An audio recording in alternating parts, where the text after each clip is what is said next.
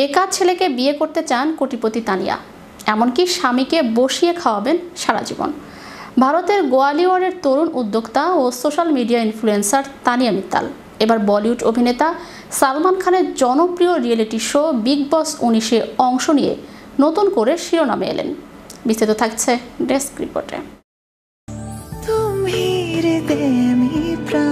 বেকার ছেলেকে বিয়ে করতে চান কোটিপতি তানিয়া, এমনকি স্বামীকে বসিয়ে খাওয়াবেন সারা জীবন। ভারতের গোয়ালিয়রের তরুণ উদ্যোক্তা ও social media influencer Tania Mittal এবার বলিউড অভিনেতা সালমান খানের জনপ্রিয় রিয়েলিটি শো বিগ বস 19-এ অংশ নিয়ে নতুন করে শিরোনামে এলেন তিনি। সম্প্রতি বিগ বসের মঞ্চে এসে তানিয়া মিত্তাল বলেছেন তার রয়েছে 26,000 বর্গফুটের বিলাসবহুল বাড়ি এবং তার অধীনে কাজ করেন প্রায় 800 কর্মী।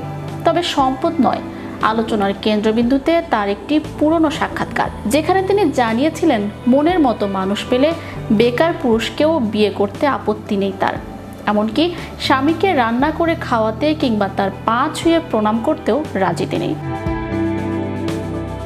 সেই ভিডিওতে তানিয়াকে বলতে শোনা যায়, আমি জানি না আদর্শ সঙ্গী আদৌ এই পৃথিবীতে আছেন কিনা, তবে যদি থাকেন তিনি বেকার হলেও সমস্যা নেই, আমি প্রকাশ্যে তার পা ছুঁতে রাজি। আমার বিশ্বাস সম্পর্কে বড় ছোট বলে কিছু নেই। নিজেকে ভীষণ রোমান্টিক দাবি করে তানিয়া এরপর বলেন, সম্পর্কে থাকলে আমি সবকিছু দিয়ে দিতে চাই। আমার বয়ফ্রেন্ড খাওয়া শেষ করলে তোয়ালে এগিয়ে দেই। আমি জানি স্বামীর ক্ষেত্রেও একইভাবে করব। আমি চাই তিনি যেন নিজেকে রাজা মনে করেন। তানিয়া আরও জানান, আমার 3টি কারখানা আছে। আমি এমন কাউকে চাই না যে আমার জন্য রোজগার করবে, বরং আমি মনে করি পুরুষরা চায় সংসারে নিশ্চিন্তে থাকতে, তাই আমি রোজগারও করব, আবার স্বামীর জন্য রান্নাও করব। তিনি বলেন, আমি ঘরের সব কাজ জানি।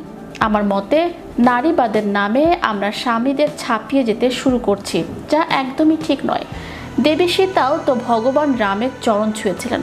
একই সাক্ষাৎকারে তানিয়া আরও জানিয়েছেন, জীবনের একটা সময় তিনি সত্যি ধনী মানুষকে বিয়ে করতে চেয়েছিলেন। তখন তিনি এমন একজনের সঙ্গে সম্পর্কে ছিলেন যিনি ছিলেন আর্থিকভাবে বেশ সচ্ছল। তার ভাষ্যে, আমি ভেবেছিলাম যদি আমার ব্যবসা না চলে তবে তাকেই বিয়ে করব, কিন্তু এর আগেই তিনি সম্পর্ক ভেঙে দেন। তার মতে আমি নাকি সুন্দর নই। চ্যানেল ইউরোপ, বিনোদন ডেস্ক।